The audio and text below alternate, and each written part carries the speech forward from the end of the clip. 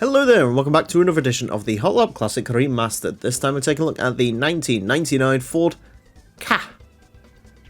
Yeah, this game could have had a Ford Fiesta in it, but instead we have the Ford Ka. Could have had a modern Escort, that Escort GTI that was in the game before, but no, we instead have the Ford Ka. Yeah, it isn't even a case of this being a Japanese domestic car, because I'm fairly certain these didn't get exported until the next millennium, and they didn't fare too well, so there you go. Anyways, yeah, the Ford Ka. I don't like these cars, I will be honest. The front end are okay, but the rear end and the side of it, it's very egg-shaped, and that isn't for me. Hence why I really don't like the Citroen Zara Picasso either. The anti-Twingo is what this car was designed to be, and I guess they sort of succeeded with the sharp angles and stuff. These did have leather, which was interesting though if you got a high-spec model. Also, just to round off this fun facts of Ka, unfortunately these aren't as plentiful as they used to be, but if you live in the UK like I do, or indeed this may be true in Central Europe as well, next time you see one of these, which is quite rare, just look underneath the fuel filler, and that's where all the rust comes in. So most Japanese cars of this era rot from the inside out. You can't tell them before you know it, it's too late. Well, as these just rot on the outside, as you do. Ford. Anyways, front engine, front wheel drive, 177 horsepower, 780 kilos. I am expecting this to be quite pathetic, but we'll see. Anyways, it is going to get 6 laps of the Motorsports Land track in order to set the best time it possibly can. Our current leader is the Mitsubishi Lancer Evolution 6 Rally car, which has a time of 27.718. This car is unlikely to beat it. Now, there is a car in Gran Turismo 2 land that could beat the Evo 6, the WhatsApp car. If you know, you know. But yeah, we ain't driving that around here, probably ever. So you have to deal with this with the mighty green paint scheme. I actually quite like the racing modifications of this. It's sort of and I think these did get used for like junior rally, at least in the UK they did. It was like this, and then the Pumas as well they used a little bit, but yeah, it's kind of cool. It also handles kind of flat.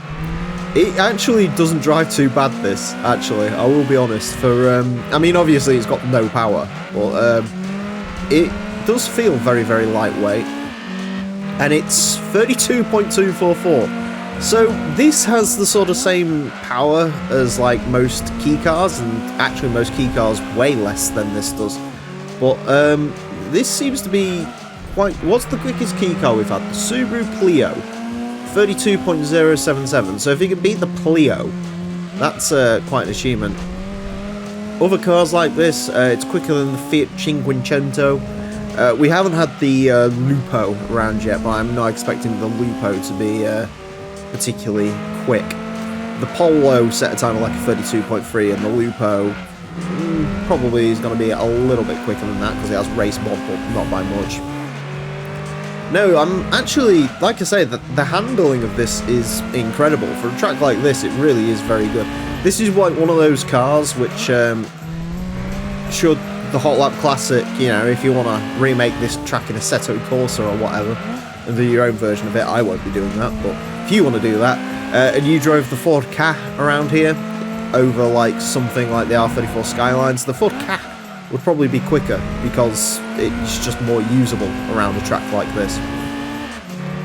31.7, and it's still probably got a little bit more left in it. This is very impressive, actually, from the Ka.